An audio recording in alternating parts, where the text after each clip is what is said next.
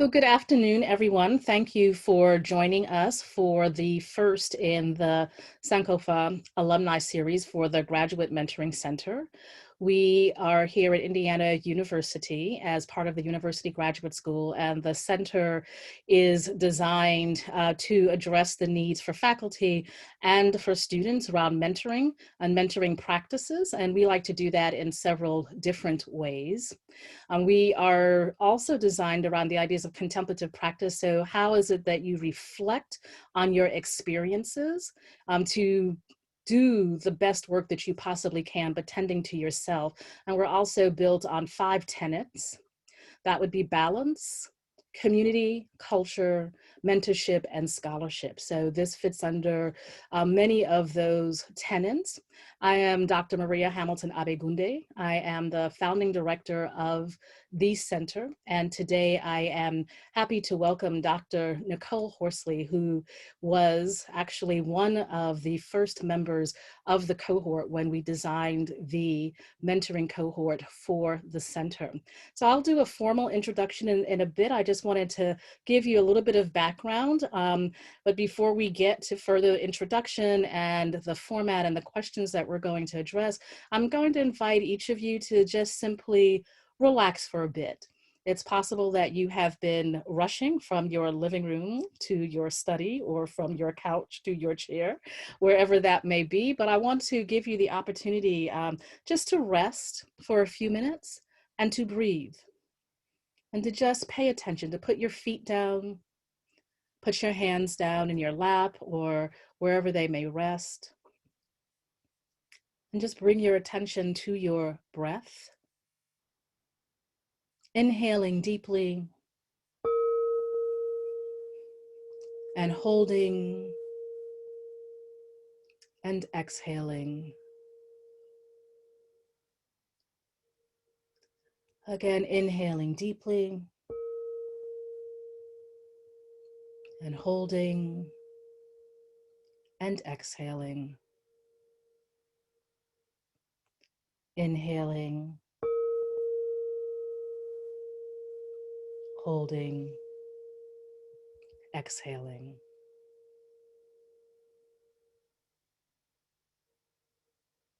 And just resting.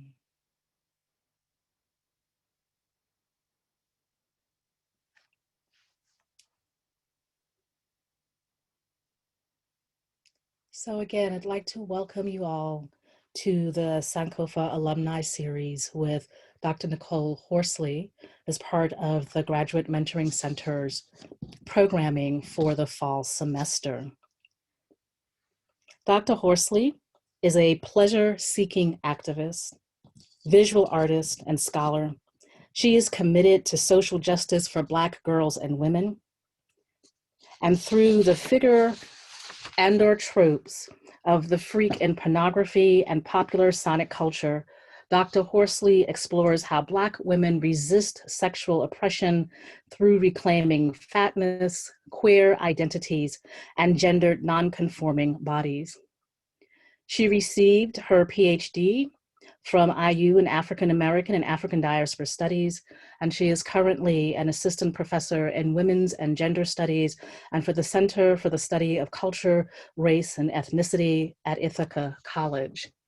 And as mentioned earlier, she was one of the first, as a student here, one of the first in the mentoring cohort, and so it only made sense to invite her back to talk with us and to share with us all the things that she has learned. I know her to be a very daring scholar, someone who is committed to her students and giving space to her students to think out loud about topics that ordinarily they may not think about. And this is a gift indeed. And today, what we're going to be talking about is her personal definitions and philosophy and style of mentoring, how mentoring relationships changed her and why, how mentoring helped her develop expectations about the academy, and the relevance of mentoring as contemplative practice, and particularly this moment in time.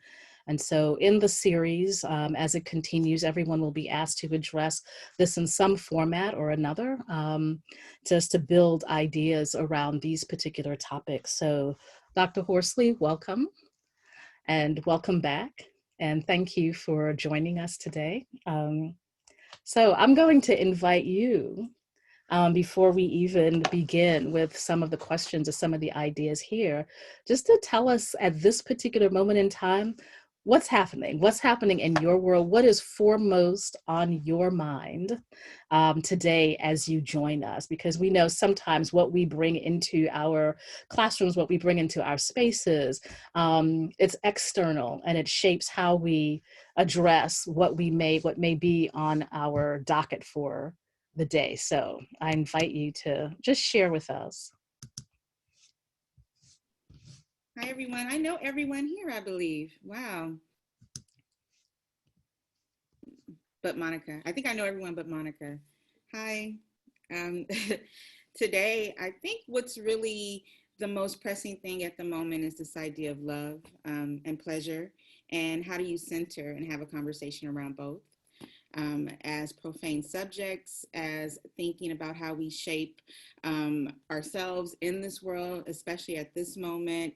How do they become this kind of discourse, right? That helps us shape not just who we are, but how we receive and how we give mentorship, how we give friendship, relationships, how we connect, coming out of conversations about last night and Harris debate, and what we could learn from such a moment, such a gift that I think she presented, several gifts in the moment of being integral, having such high standards and standing in the moment and receiving it with complete grace, I think are some of the things that have been just kind of this morning a part of my conversations.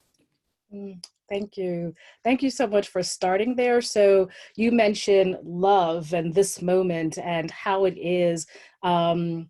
This can be an aspect, what I'm hearing you say, an aspect of mentoring or how it influences us. And, given the way in which or how your work asks people to think and rethink Black love and different aspects of Black love and intimacy, I want to begin with the first question. If you can, for us, to talk a little bit about how you define mentoring, right? Because love, particularly if we're in the academic setting, we don't think of love as a component of mentoring, right, in this setting. So how do you personally define mentoring? What is your philosophy? What has guided you in that philosophy?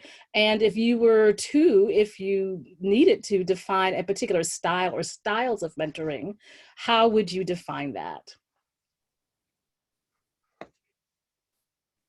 Well, I think when I think about mentoring and mentoring relationships, there's so much that just I believe, for me at least, that really construct my way of thinking and being in that particular relationship. I would say that with anything, you go to the source, and the source for me was my childhood. Of course, my parents were my first mentors, I want to say, in these very interesting and informal ways. I learned to watch them, to take pieces of who they are, which they were upstanding, integral, hardworking, creative individuals who didn't necessarily have formal education, but they had care, and that care prepared them every day to give back and to talk and to teach in these very interesting ways. And also this idea that these spaces in which I dwelled in, the home, my parents, my mother particularly was very into church, so we were in church a lot. And there was always a sense of curiosity that came about from those particular engagements in those spaces. So I want to say a lot of my mentoring style comes from being creative, being curious, and probably thinking about collaboration. Because this kind of understanding, this mesh pot that we bring together, has to be somewhat mutual. And I also think that it was influenced by the things that I saw myself as, and the things that I didn't see in myself as a mentee and then as a mentor. And so I'm constantly thinking about the laws of attraction, and how to be a good listener. And this thought that has always pervaded me throughout my life is that you're not good enough. And actually, when I met you, what became my new kind of mentor, new style of mentoring that I learned from just you taking me in, and one being a mentor who's a peer, who graduated first in our program, but throughout showed so much of who and what we should be doing in the moment, in the midst of everything, how to show up and how to be and how to sit at the table.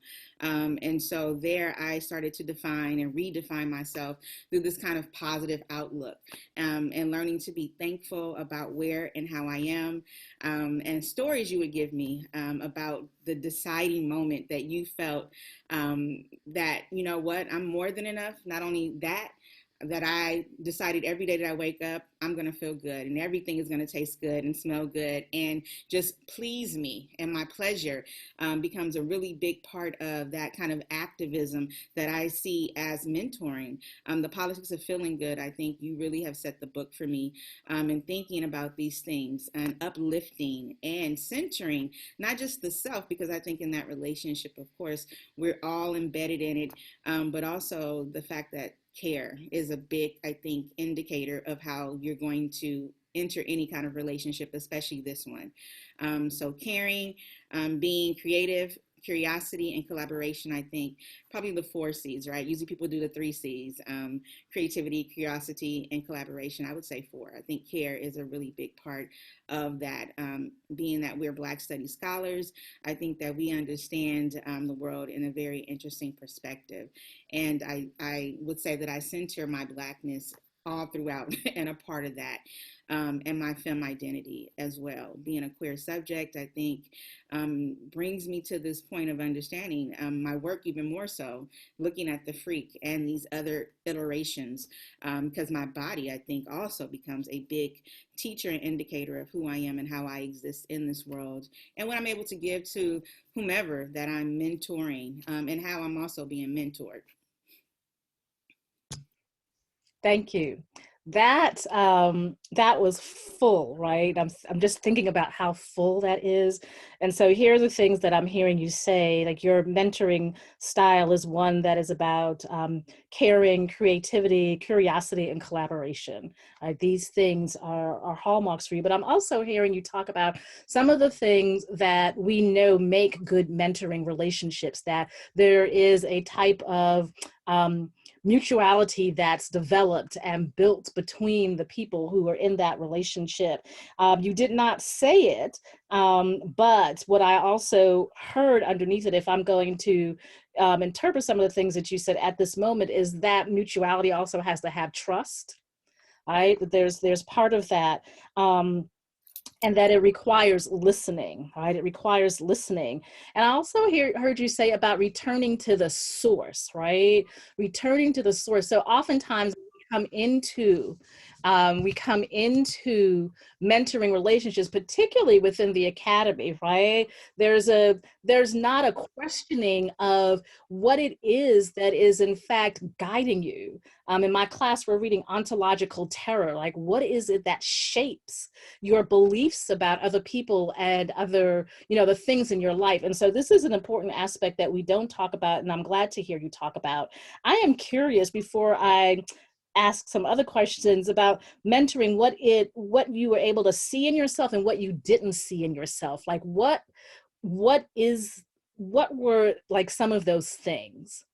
And what did you do about them? You talked about, thinking about whether or not you were able to or good enough to do something. But what in the relationships that you saw helped you see something about yourself that you knew and that you also did not know? And how did that change you or alter what it is that you did? Mm-hmm. Oh, I can hear myself. There's so much within that, right? Because early on as a child, I think that I didn't think that I was enough. I grew up in South Central Los Angeles. and to two parents who didn't have formal education.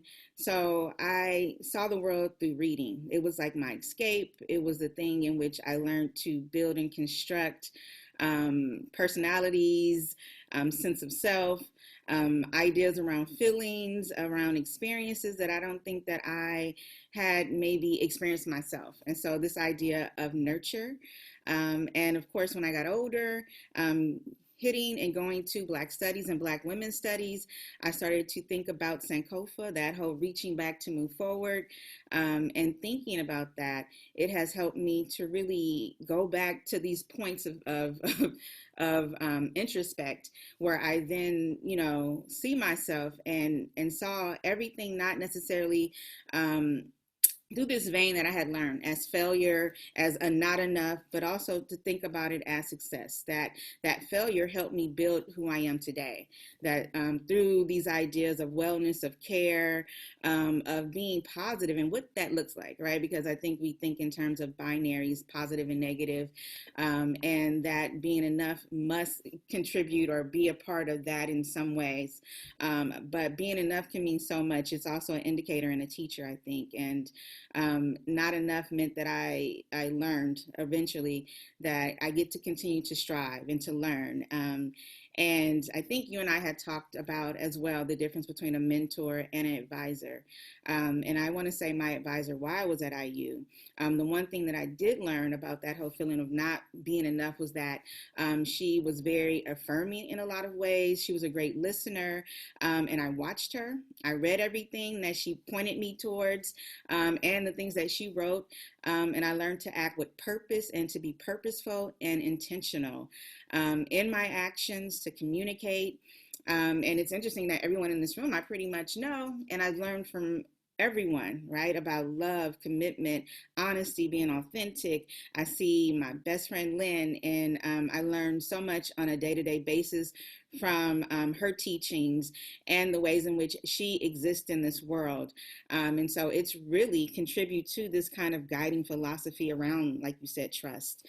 And returning to these points, because everything, when her and I even speak, is about our pleasure and centering ourselves and learning from the mistakes, right? Because the mistakes are teachers. Without them, we wouldn't be who we are. We wouldn't get to where we want to be. And uplifting ourselves in that and congratulating ourselves and loving on ourselves. And I think those are the most interesting perspectives to think about.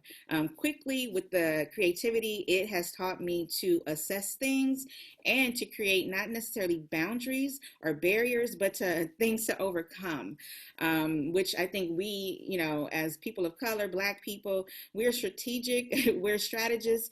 We learn early on that no doesn't necessarily mean no. There's another way around it, and one door closed is another door open to us. And so I'm always, I think, wondering and looking and creating. I recall, I think my younger brother saying that I can go into any kitchen and there'll be almost nothing and I can make something out of nothing because I think I've learned to see the possibilities, and to think and to act with this kind of love and forgiveness and understanding of self that came about from all the experiences that I've had, right? Because they haven't been all great and wonderful, and I haven't had neat relationships, but they have been perfectly aligned for who and what and where I am today, right? I never would have thought that I would have been in Ithaca, in the snow, in the cold, with, not really many Black people. But I feel blessed and I feel grateful for every and each opportunity and this point to sit here and to cultivate who I am and to be mentored in and out the space, because I have still informal and formal relationships with my communities, with my environment, with this way of being. And like I said, the biggest teacher for me has always been my body. And so working and learning and listening to me and my body. Thank you. I want to come back to this at a later time, in relationship to your work, that the biggest teacher has been your body, particularly given your work, because I really want you to talk about your work, and how in the academy, what type of mentoring opened up this space for you. You've talked a little bit about that. And I think you've also talked about how mentoring relationships have changed you, and why they've changed you. And you're pointing out something here and thinking about who is here, who has shown up, who supports you. This idea also that we like people to think about is that there is not just one mentor. Right? There are multiple types of mentors, and it's like having a network. It's like having a family, a community, because everyone is not able to meet the needs, all of your needs at one time. And so I guess the question that's coming up for me at this moment, given what you've just said and given that type of philosophy, how did you go about determining, you said you watch people so that you are observing people, right? But how did you go about determining in what areas you needed mentoring, and who may or may not be the persons to assist you in those areas, and where there are some surprises for you in people's responses to you or your request to be a mentor for you? Absolutely. Like, yes. I think some of my inspirations around being a mentor and being mentored has been Oprah Winfrey and her relationship with Maya Angelou. And watching, I remember as a child, a teenager, watching so much of them talk about that relationship, that mentor kind of relationship. Oprah Winfrey, I think the quote that she said is, a mentor is someone who allows you to see the hope inside yourself. Right. And Maya Angelou said, in order to be a mentor and be an effective one must care. You must care.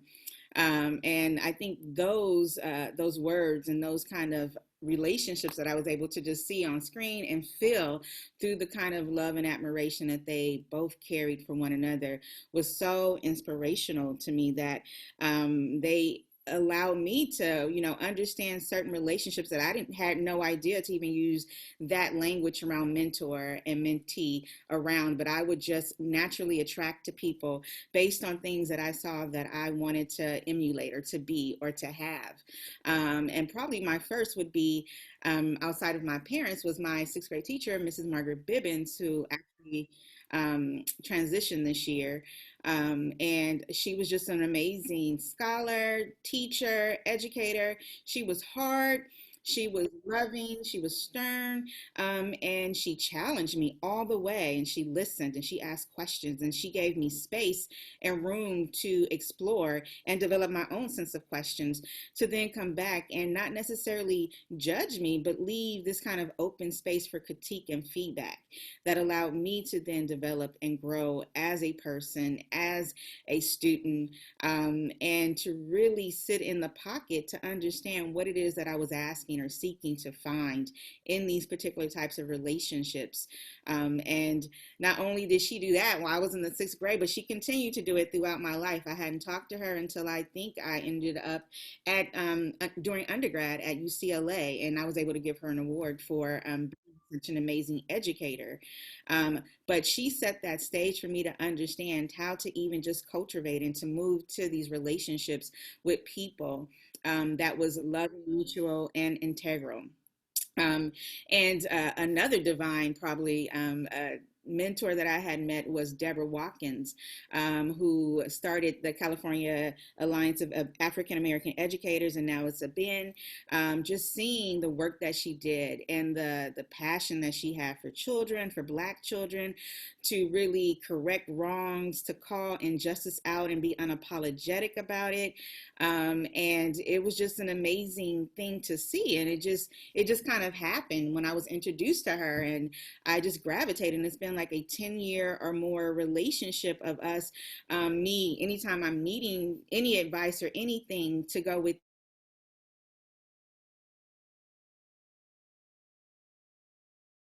Africana studies and everything African and African American and Black.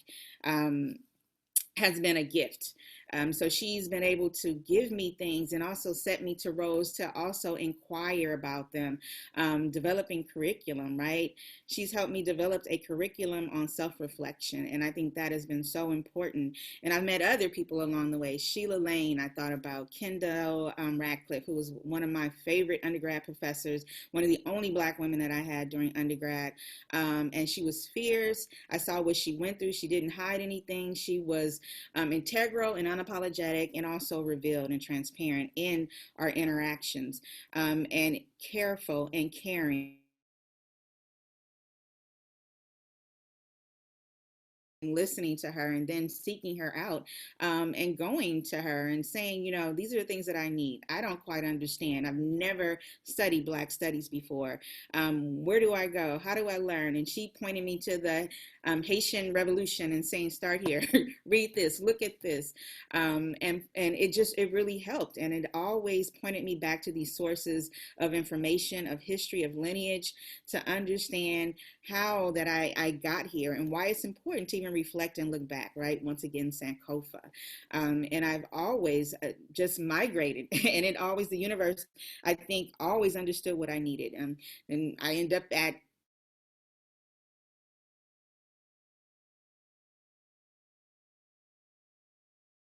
people who had already started the journey into the dissertation, into Black studies.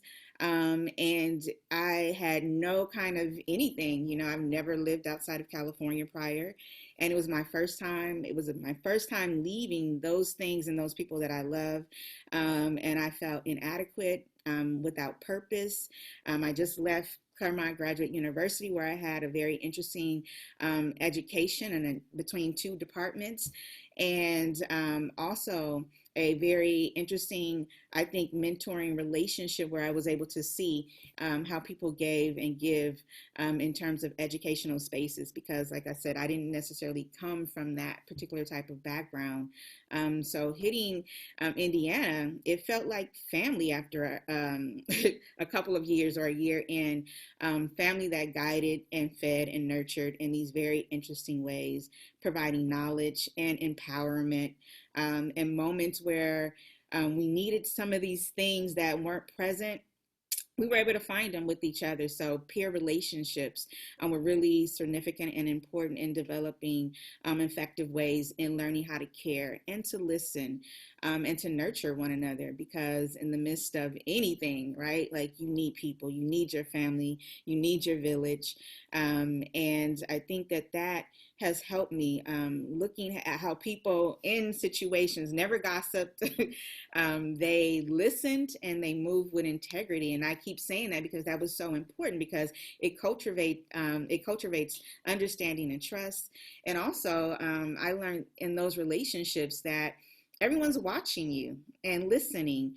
And this relationship and these relationships that you're cultivating will carry us probably throughout our lifetime, to the next job, to the next, friendship, whatever it is, partnership. And they just constantly gave back, to this kind of idea of who I wanted to be and what I wanted to be. And I think it started to help me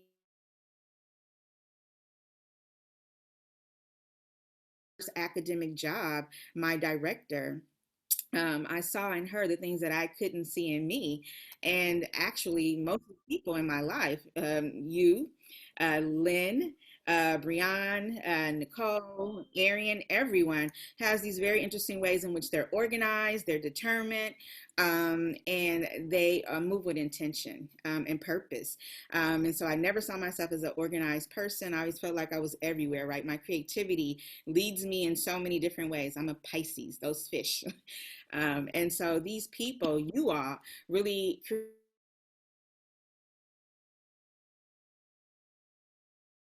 so in helping me get the things that I need. So I knew that I'm not organized, but I need to be, because in order to, get published, to teach, to do all the many things that I have to do, sit on committees, advise students. I have to be organized, and I need to find a system in which to employ to be organized, and still get my work done.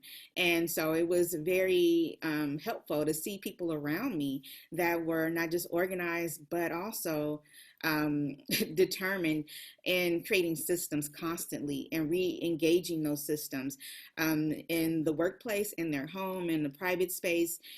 So all of these things were very helpful in noticing, once again, the things that I didn't have how to get, and how to point them out, so that what I did make formal connections, in securing mentors in other ways, maybe through a therapist, or someone that can really just, help me think about writing, such as a writing coach.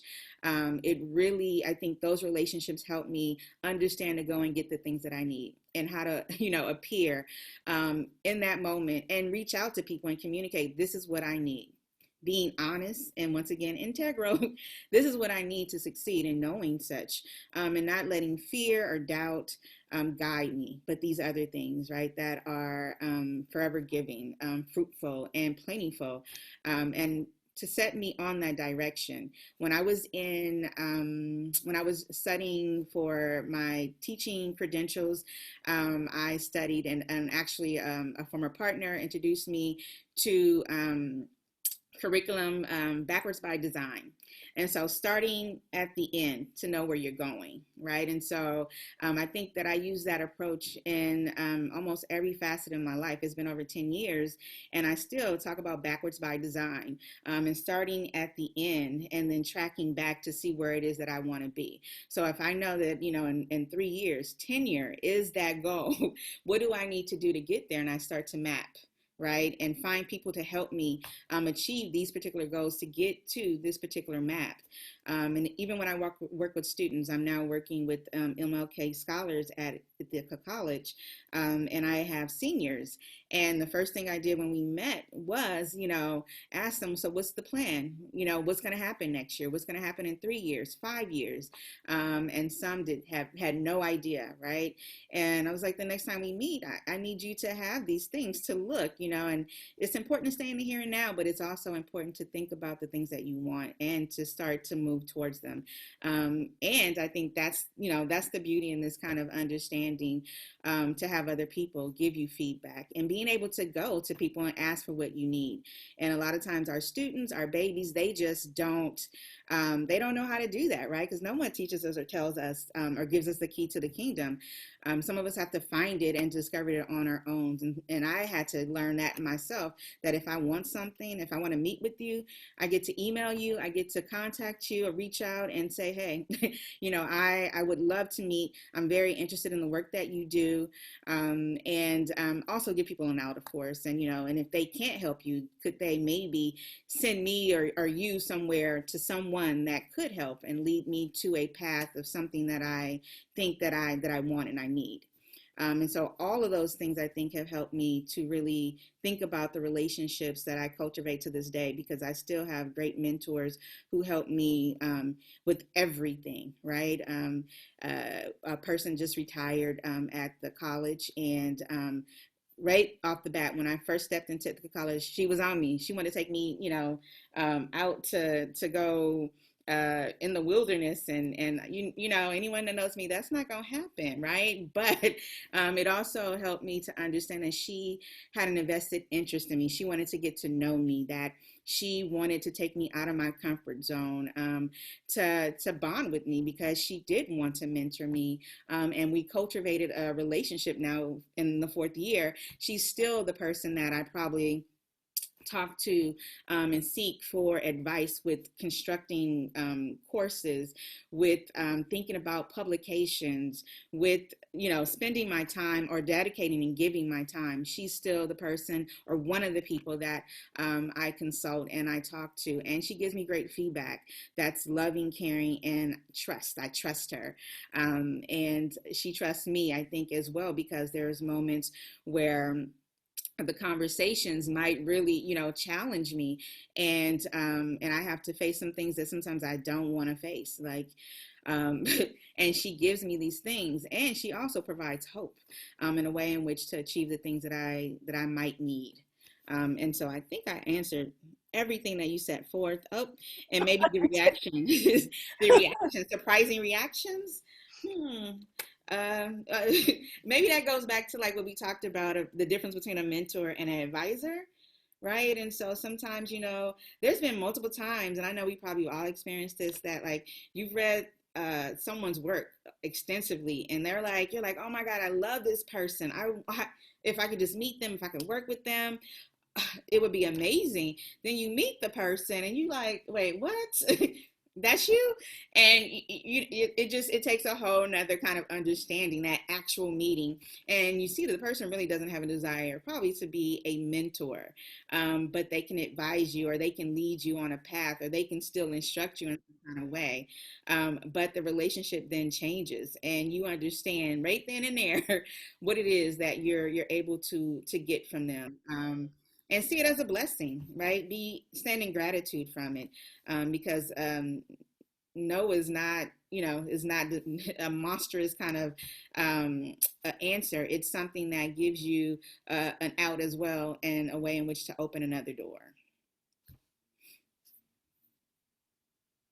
Yes, thank you for, yeah, you've answered all of the questions. I'm glad. I'm glad that you have this in your head to share with us. There are a couple of things that I'm hearing that I just want to go back to so that we're clear.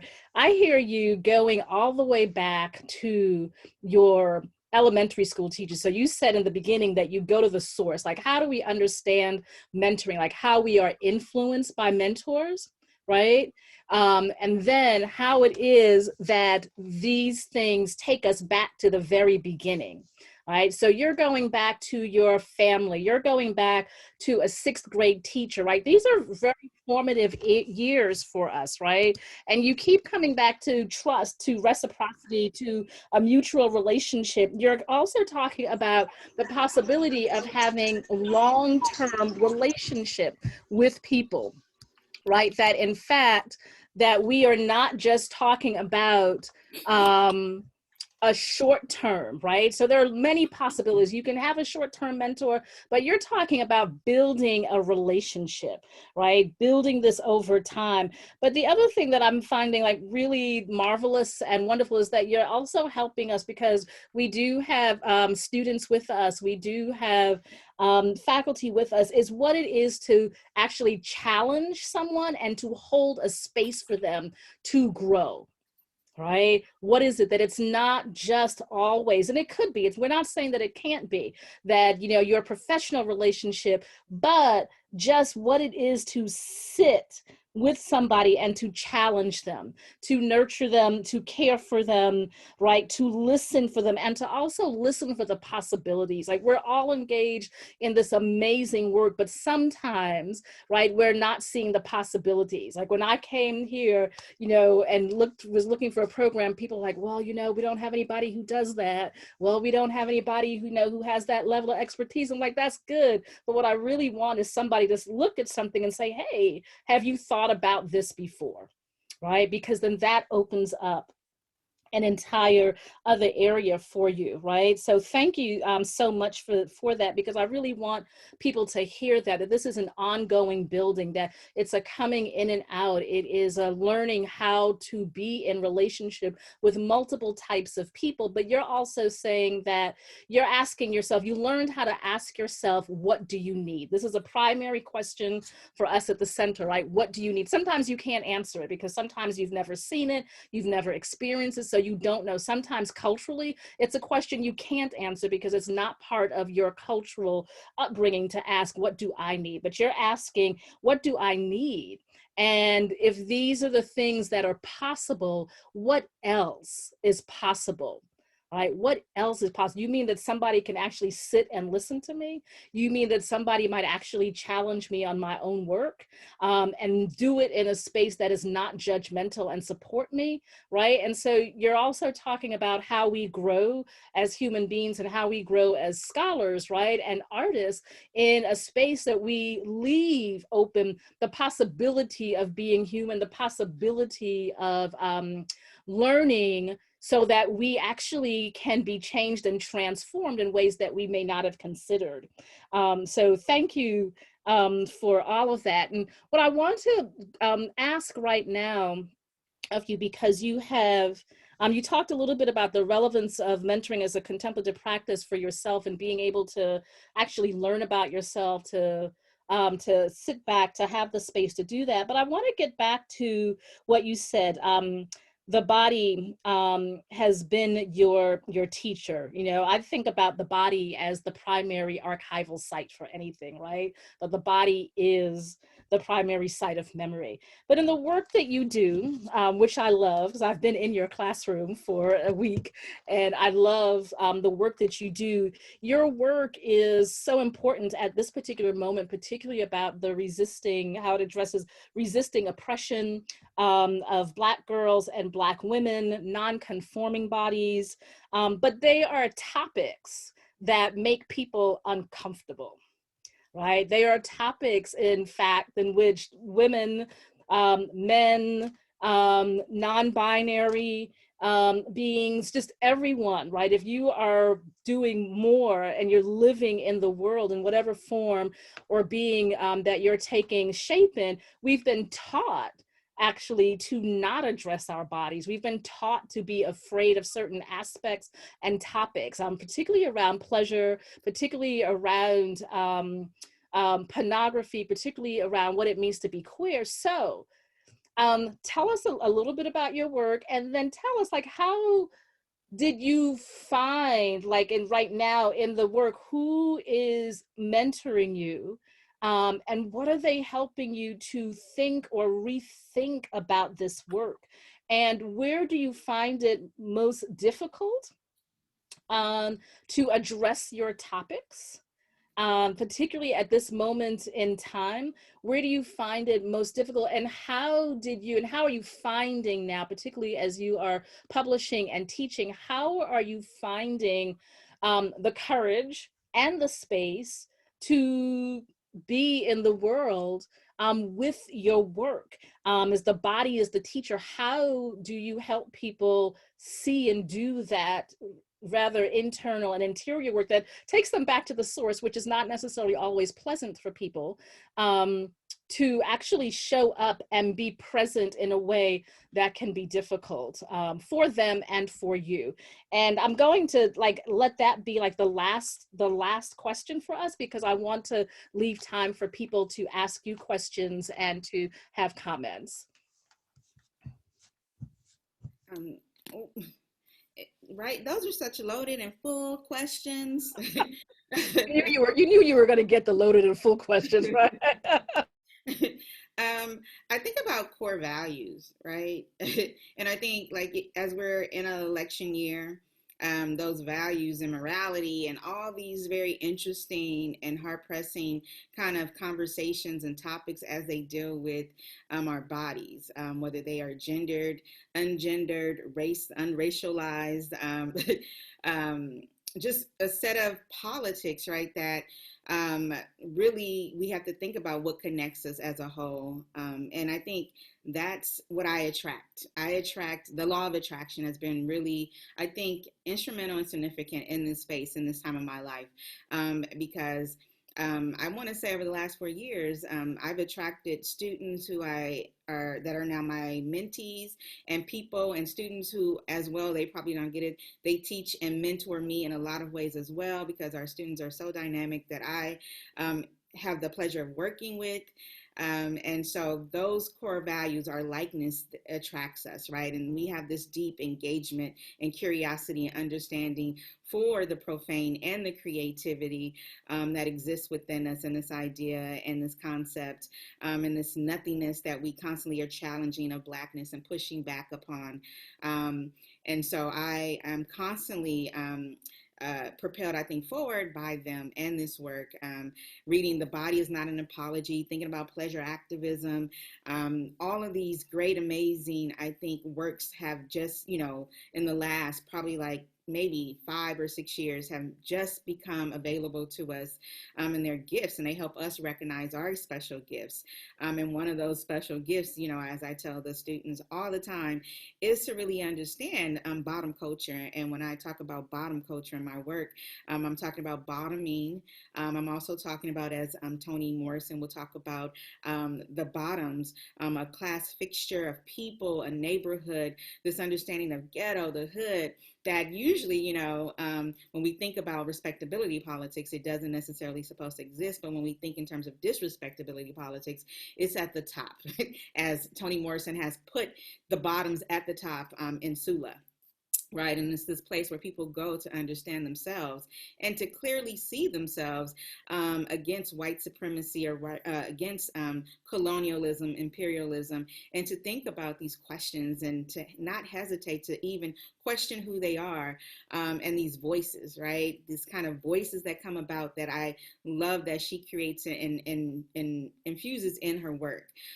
These voices that for some of us, we've been hearing our whole lives, and we've been taught that we shouldn't listen to, they're wrong, they're inappropriate. And so I think about the fruitfulness and what does the work do and what can it gives us. I look at ratchetness, I look at and listen to music. That's how the sonic becomes really instrumental here, because how do you then get to the inside, the interior of a subject, of a person, of an idea? In part, you think about the ways in which you hear, and that hearing then, you then experience through the scopic or the visual, and what it means to not just take in goodness through these particular ideas of vision and sound, but also that feeling. And so taking us to these points of pleasure through pornography, through troubling ideas of queerness and Blackness, I think are really relevant today to everyone, especially the generation, right? This younger generation, where I think that they get to see things and experience things that probably some of us in this room would have never fathomed or thought of. Their everyday and their everyday thinking is so, I think, vast, right? I would have never imagined. I was in the mall this weekend, and there was two young women talking, and it looked like they just met in the mall. And I looked and I was like, wow, like I don't think as a teenager I'd have ever thought that I can go to the mall to meet a woman, right? Another woman. And I thought, wow, it was like for me, just to think about that and to see that we can be in these public spaces and be human, right? And to feel and to think and to be, and not necessarily have fear just rule us and guide us through our everyday introspections and abilities to breathe and to be. And in the same mall, I also saw a whole set of young Black teenagers who had no place to go, and the police waiting to the side so that they could then approach them, but not probably in a safer, friendly way, but to survey and probably to enact some sense of force, right?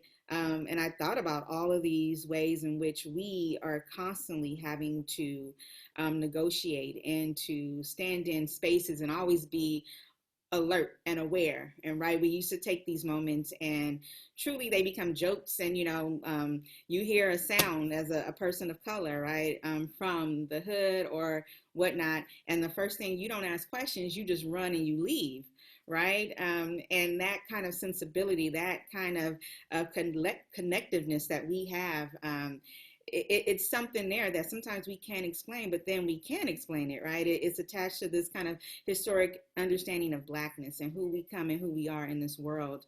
And this idea about love and care and forgiveness, which I think, we can find in these sites that I go to look at for these ideas around liberation, because I look at pleasure as a form of liberation and a politics of feeling good. I think about Queen and Slim and how uncomfortable some of the scenes in the film make students or make people, period, to think about a moment of protest, upheaval, Black Lives Matter, and then in the midst of there is a sex scene in broad daylight in the car, and people had all different types of reactions to that moment, but one was discomfort. And my work or my job is to then go and ask, well, what's that discomfort? Let's interrogate it. Let's think about why we're discomfort about two people who had no idea of one another, but who are outlaws essentially, taking a moment to breathe and to be human, and to maybe have us question maybe what Joan Morgan writes about. Why do we get off? Why do we then engage in some of the relationships and the things that we do? Why do we think and feel this kind of motivation of desire and pleasure? Where do these things come from? And not just from a scientific perspective, but also from these other kind of ways of thinking and being as human. Because so much of our day and our time teaches us and tells us that we're not human, that we're not supposed to trust our gut, right? Which is the most interesting thing ever. And also the ways that we talk about each other, language is so important. And so interrogating words and meanings such as hoe, as the bitch, as the freak, those things are highly important, especially I think for this generation, because these are words that pervade them every day. It's everywhere in everything that they do. And it's a part of how they then also get to understand themselves. And so when you say some of these things, do you actually find liberation in them? Do you actually understand their lineage and what they mean, and how to recognize how you understand yourself through these ideas that maybe have been constructed by you or been constructed despite of you? And so I think that all of these things are so important. And of course, the conversation really depends upon the space or the place. I find being most comfortable in front of and with students because of their ability to engage with this work, to know this work, to embody it. And usually they don't trust themselves. And so some of the work that I do is helping them and guiding them to allow them to trust themselves that this work, when they're listening to Meg Thee Stallion, Cardi B, Mulatto, Cash Doll, whomever, right, how to see and to glean through these kind of understandings of disrespectability and respectability politics and what it is that they're bringing you to, right? I can recall when I was younger, there were some people, some rappers and some R&B and soul singers that were singing about the profane, but not in these ways, and not being able to be on a major stage to do so, right? And so this kind of guidance that they get, this kind of love that the universe, I think, has situated them in is fruitful. And it is a part of love and care. So I think I let those spaces kind of construct how I have a conversation, when and where. And of course, I think that as I kind of flirt with the idea of being a ratchet scholar only because of where I grew up and how I grew up, in part. And it allows me to really, I think, embrace the fullness of myself and learn to love all of me, right? I mean, when you think about, I was never supposed to be here. Most of us were never supposed to be here. I come from a informal education. I went to several different schools. I had no idea about a master's or a PhD. It was people who guided me to these spaces and these places. And to even get to this work, I met someone, right? My advisor who was doing this work that allowed me to then have this kind of sense of freedom to then explore it and guide me through these kind of discourses to learn all about it. And it was freeing, to the point where I think that now my work has taken on a different type of a meaning. I see myself as a sex educator as well. Sex therapy is like really a fascinating space for me. I collect artifacts of all sorts now to use in the classroom, teaching those of us that look like me mostly, because most of my students are in the classes I attract are mostly Black and brown and queer students, non-binary, and the gamut.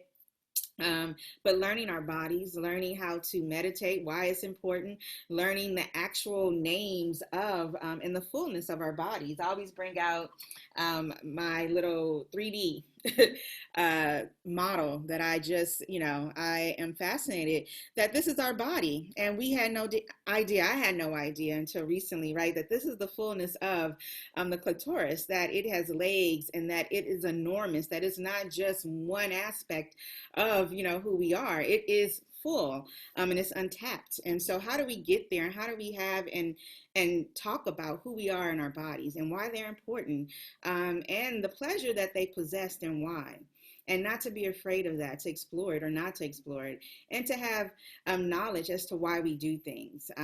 Students create amazing artifacts in the classes, such as magazines and websites, how-to packets. A student created a survival kit for, most of my students are from the city, and we're in New York, so when we say the city, we mean New York City. And so a survival kit on how to prepare for intimacy, right? One, you don't get on the train. Two, if you're gonna wear a wig, you make sure it's secure, right? These things that I think allow them to do and be, and to see themselves as academics and scholars. One of the things that I make sure I tell every student is that they're brilliant and that they're capable and they can do this, and that they are meant to be. This space is for them and it's theirs, because I think that that is so important, that we invest in them and they are investing in us as well every day.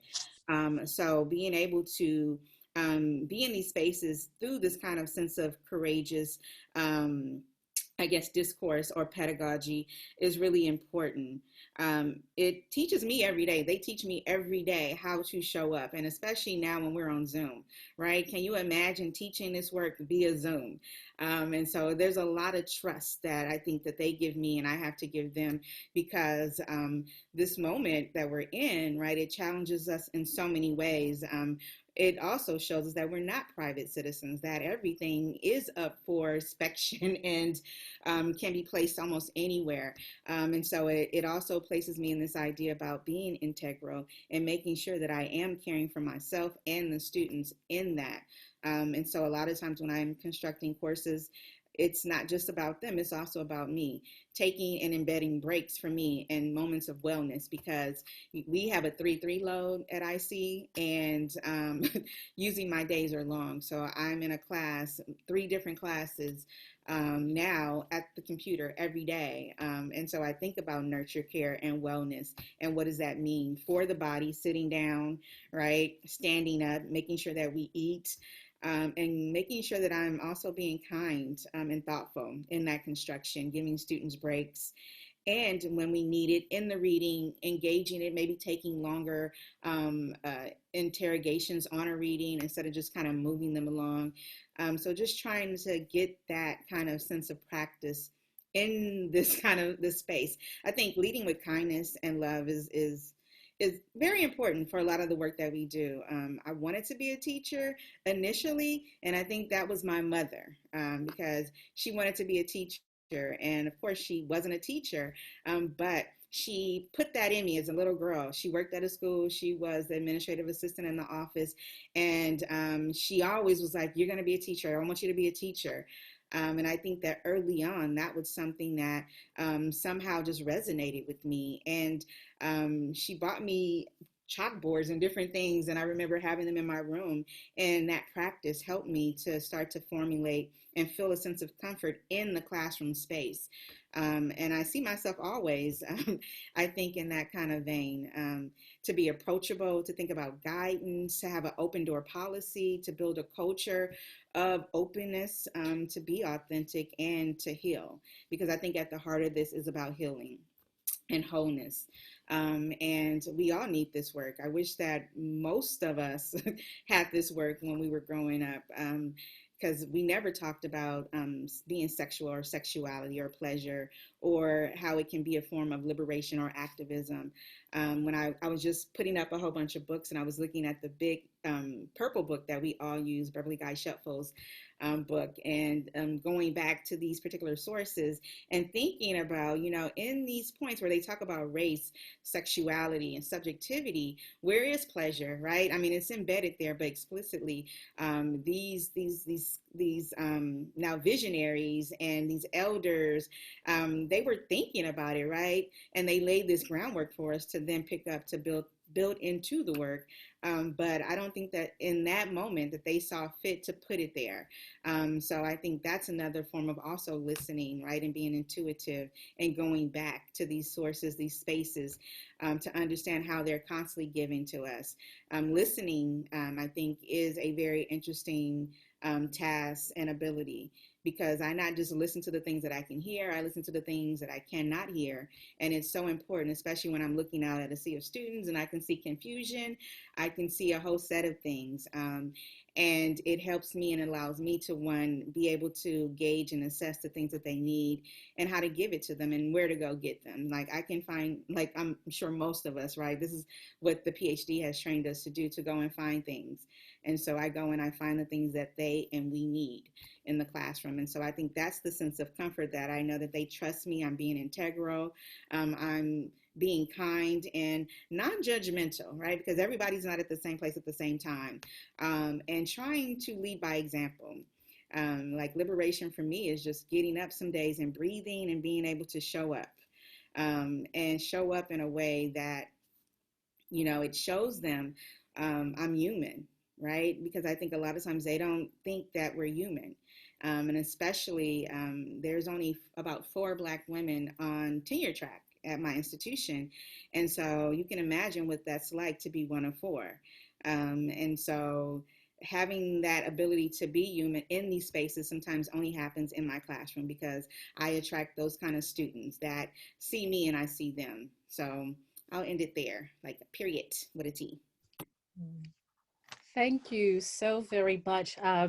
You are connecting to the Academy as Contemplative Practice series, and our first speaker, from Xavier University, Dr. David Robinson Morris, he talked about, in fact, education as the possibility for being human, which was really a very important topic for us in thinking about the work that we do, he said, as a way to repair and the way to heal and address the epistemological and ontological violence that happens in the academy for many of us. So I want to thank you so very much for all of that and all that you've shared and that you've offered us, and some very specific ways of being and thinking about mentoring, care, creativity, curiosity, collaboration, being able to challenge without judgment, holding and making space, lifelong. Also the source, what is the context, right? The context that is shaping how we are thinking about ourselves and our work, and also the importance of your own work in the body, because the body is our context. It's an archive, right, for us. And we bring that into the classroom. We bring that into our workspaces. We bring it into the street. How do we, in fact, come to a place of understanding our bodies more and what they are about, so we understand, in fact, how to build multiple types of relationships? So thank you so very much. And Sankofa, right? Akan, or we know that in terms of the birds and going back, but it's not only the going back, it's the go back and bring forth to the present, to bring with you what it is that you have learned to teach. So hence inviting alums back to campus. So I want to open it up for comments from anyone, and also particularly, for students who have questions or anything at all, but just to open it up, comments, questions. As you know by now, Dr. Horsley will answer whatever questions and honestly and in an authentic manner. And so we are grateful for that. So just jump in. I'm going to change views, and I'm also going to say thank you for all of you for joining us. I am going to stop the recording right now. And if you give us a minute, but just thank you so very much for joining us and for sharing with us.